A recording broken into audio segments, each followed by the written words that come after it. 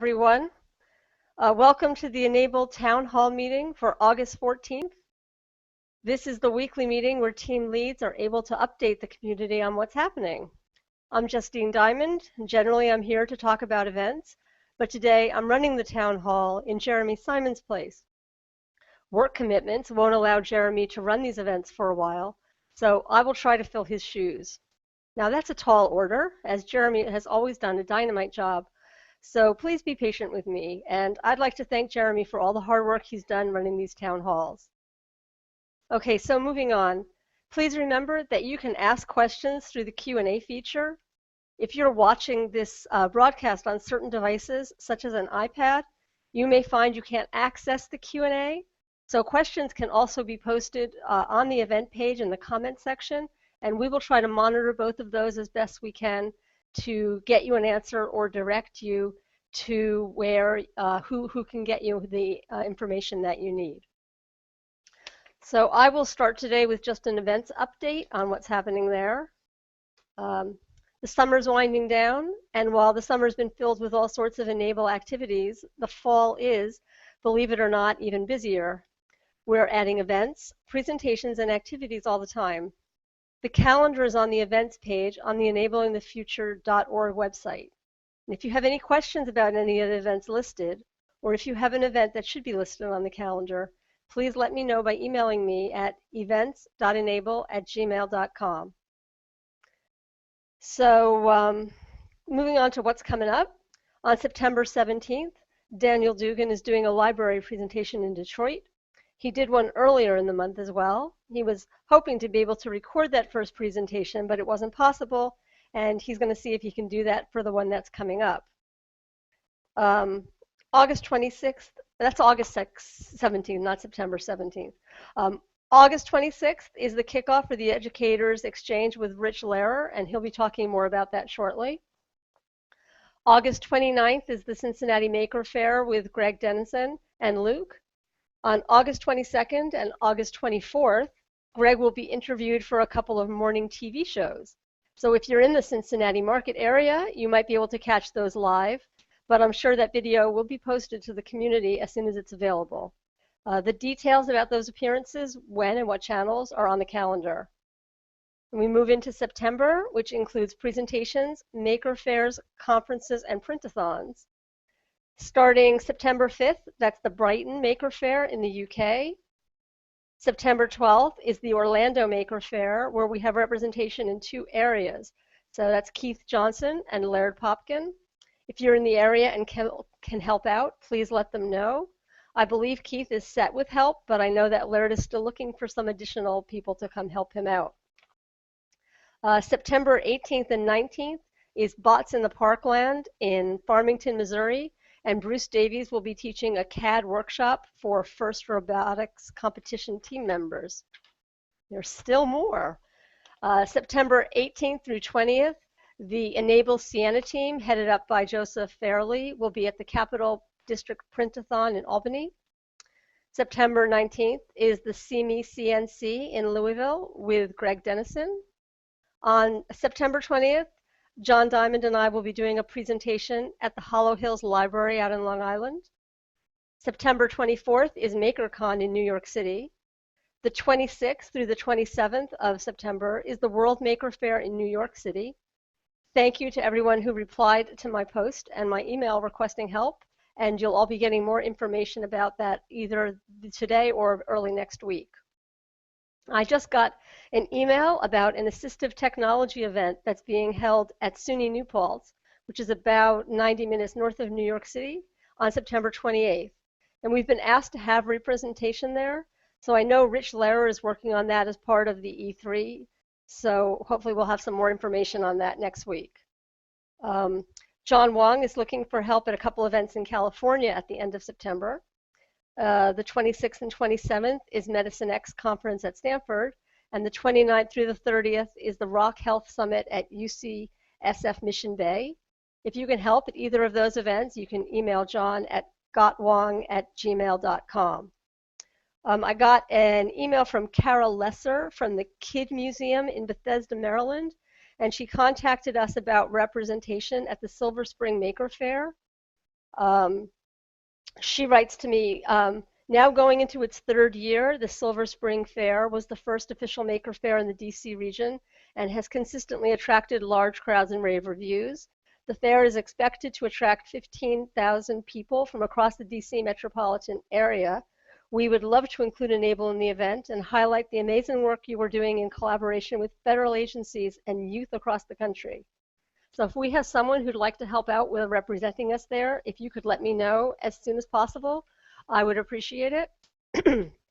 So that's September. It brings us into October. There's quite a lot scheduled for October, including the second annual e-NABLE conference, which someone else will be talking about.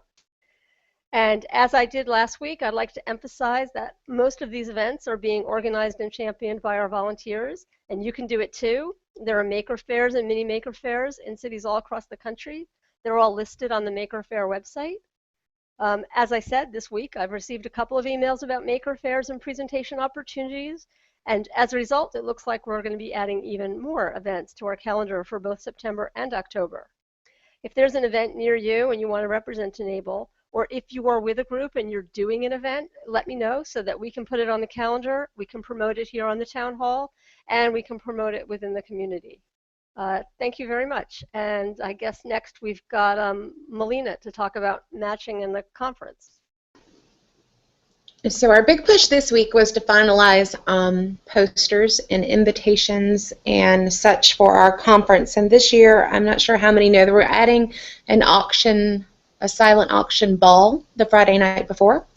So we'll be rolling out those posters and informational items for that event as well as the conference very soon. And if everyone will also look for a Facebook page, it should be up in the next day or so. And if you could share that for us. I'll be posting shortly further information on donations for auction items. It would be great for people to participate and make this one a little more in-depth so it'll get your creative juices flowing so you know what it is we're looking for. And we also have a tutorial web email address that's being set up. So we will be asking people for ideas on tutorials they would like to see to get you started. So far, we have the wonderful tutorial that Peter has done for the measurements. And we also have one that we'll be posting that Scott Darrow has created that gives you a little guidance through video form on how to get started and walks you through the steps to get moving on your test hand. And that's about all I have for the week. Thank you, Melina. Next up, Rich, you want to do the E3 STEAM update?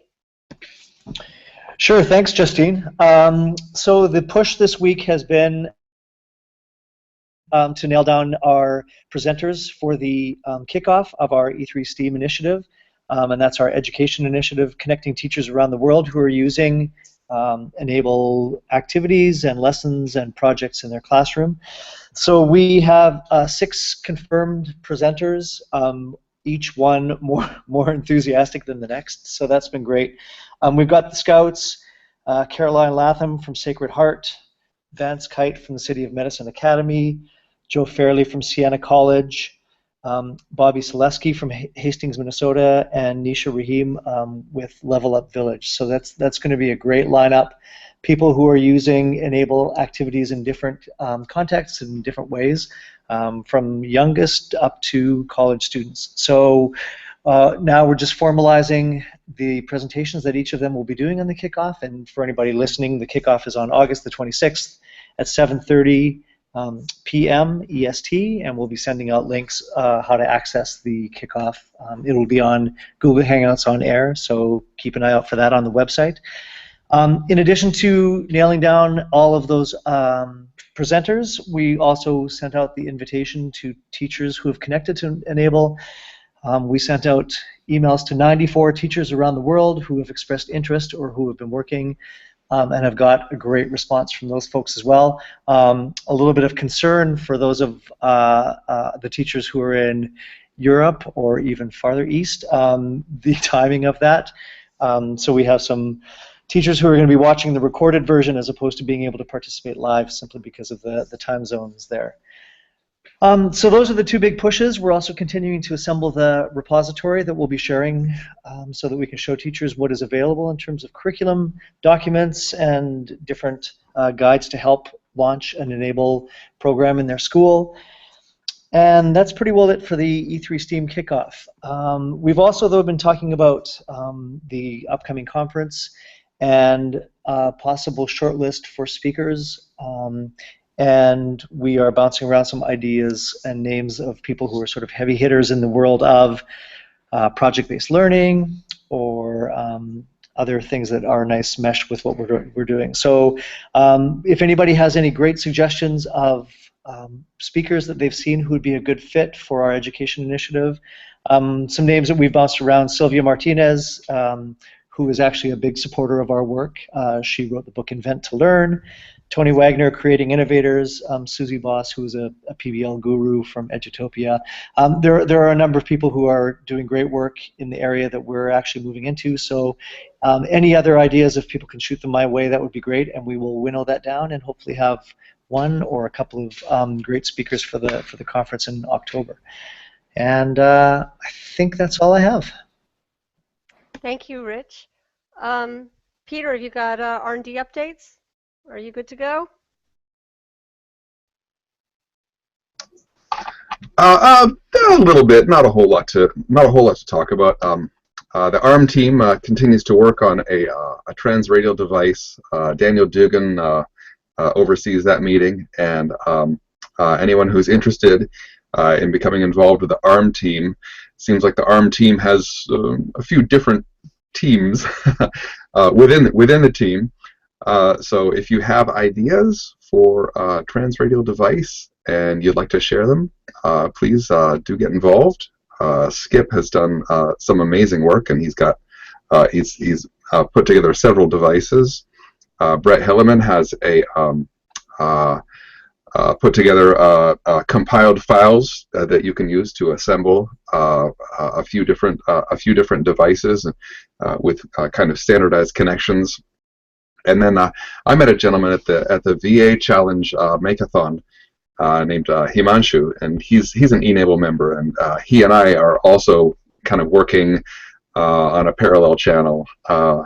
So hopefully we'll see some things come together, and we may have a few different devices, but it's looking pretty promising.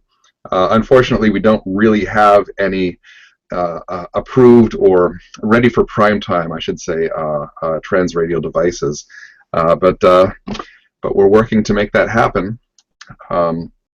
I should mention again, well, maybe I shouldn't mention, the Taken Clients photo video is live.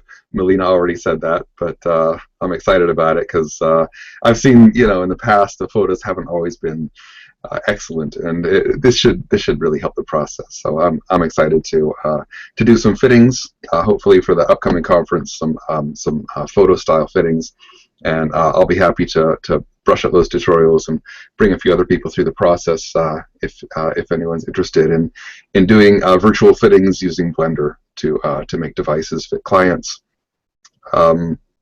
It's kind of an events type thing.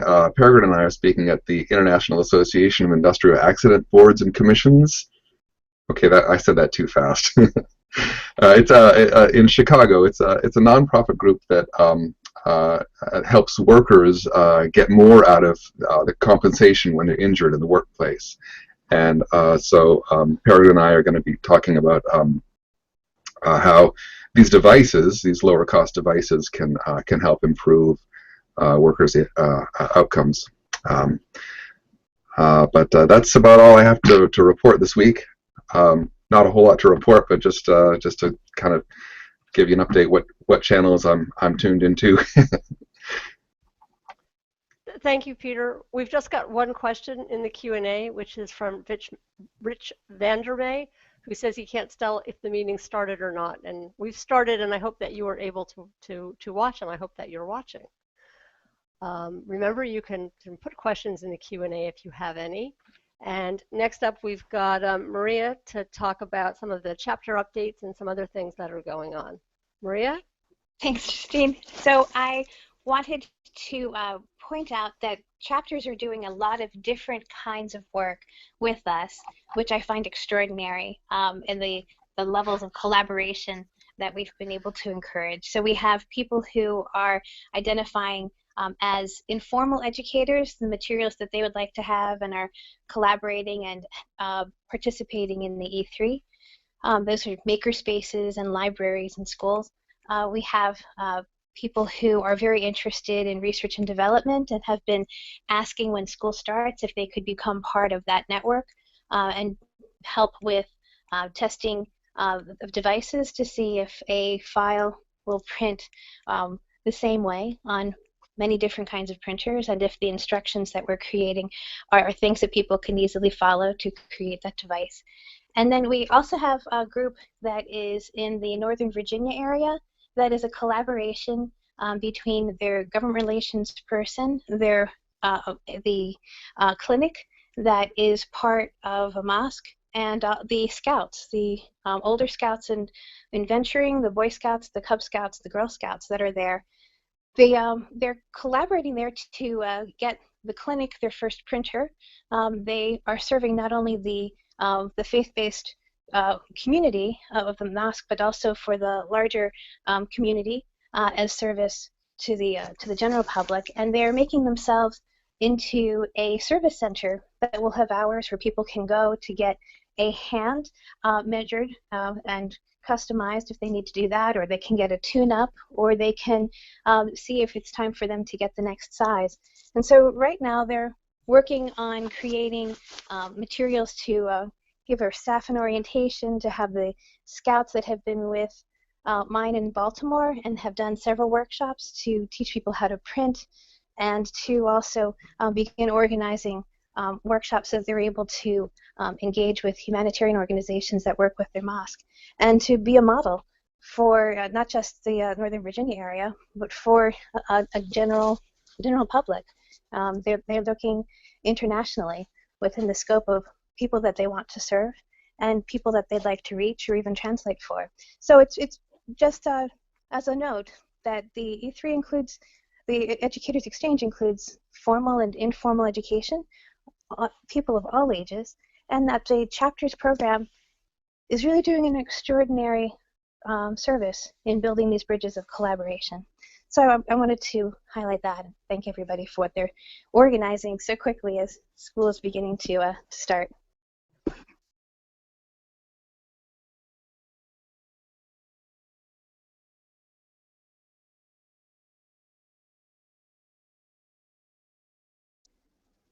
Who would like to go next?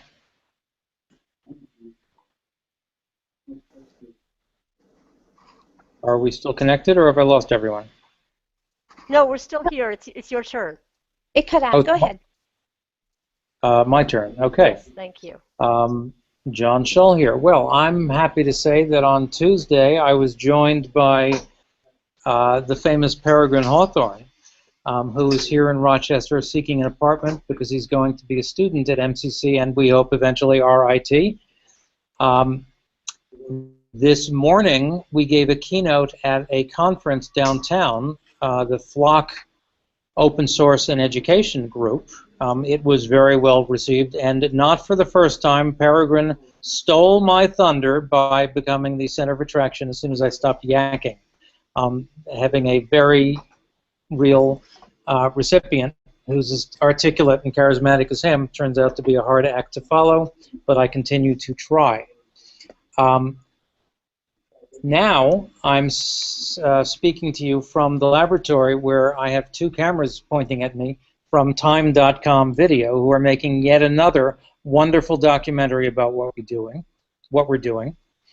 And as a matter of fact, later in the day we're going to be joined by Lucy, who's going to come in and do more test piloting on Skip's truly amazing revamping of the arm. So that's pretty cool.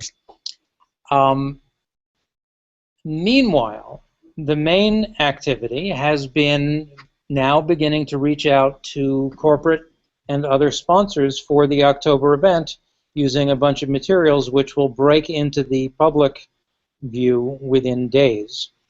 But we've already got some preliminary predictions of sponsorship, and we're looking for more. You know, unlike our usual plea for donations, in this particular case, we offer a big marketing payoff to anyone who wants to be affiliated with the most heartwarming organization in the history of mankind. Oh, I didn't really say that. But we've got great media, we've got great publicity, we have great filmmakers making movies about us all the time, and our sponsors like Red Hat, who sponsored this conference, like 3D Systems, who sponsored the K1 Hand, like Ultimaker, who's going to be involved in the conference. Those and others are benefiting greatly from being identifiable sponsors. And so, dear audience, if you know other companies that would like to take part in the conference, help us shape it, and help us spread the word that they too get the joke that is us, please send those leads my way, or suggest that you know who to talk to and how to reach out to them. An interesting special case of that happened just last night when 3dprint.com announced a new initiative under the banner headline, e-NABLE seeks 1,000 hands by mid-September, and talked about 3D Printer OS and a number of other companies that are sponsoring, encouraging, and indeed rewarding people for making e-NABLE hands. This one caught me a little bit by surprise, even though I will admit Melina told me about this months ago. So at my frantic urging, they took it down, and at my encouragement, I think they're going to put it back up, and it's actually a good thing. There are companies who are getting on board and trying to provide additional forms of support for our volunteers.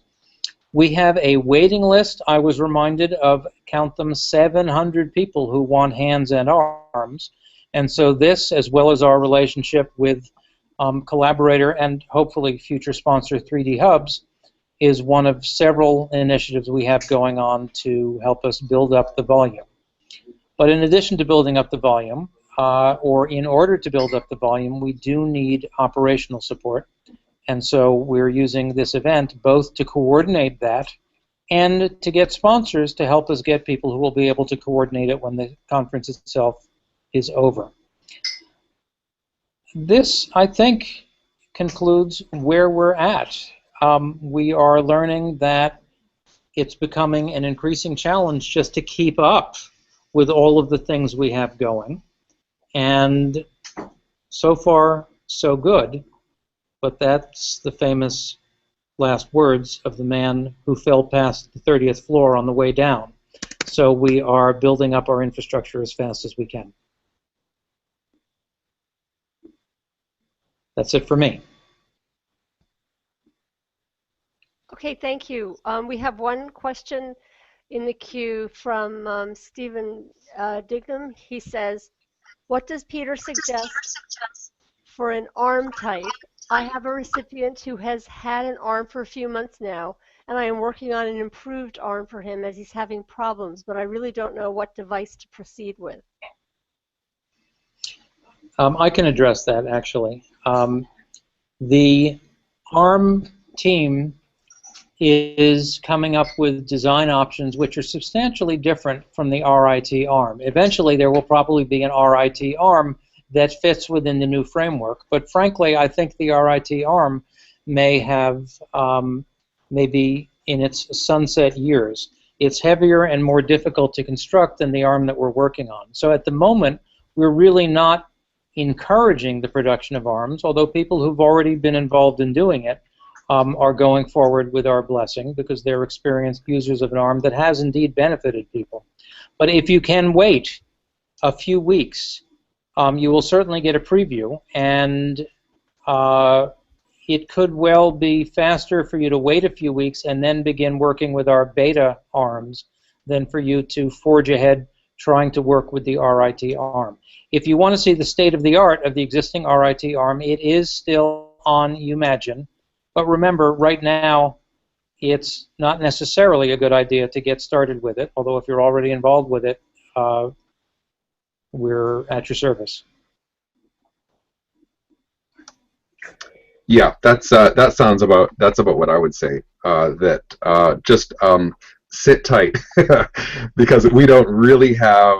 I mean, we have teams that are working on it and really making progress right now, but we don't have something ready to publish. So just if you can just wait a few weeks, it looks like it's coming together.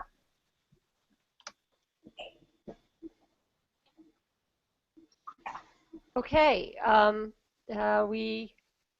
just checking. We do not have any other questions in the queue. So if nobody else has anything, I guess we can wrap up early this week, and we will see everybody next week at the same time. Thank you very much. Thank you, everybody.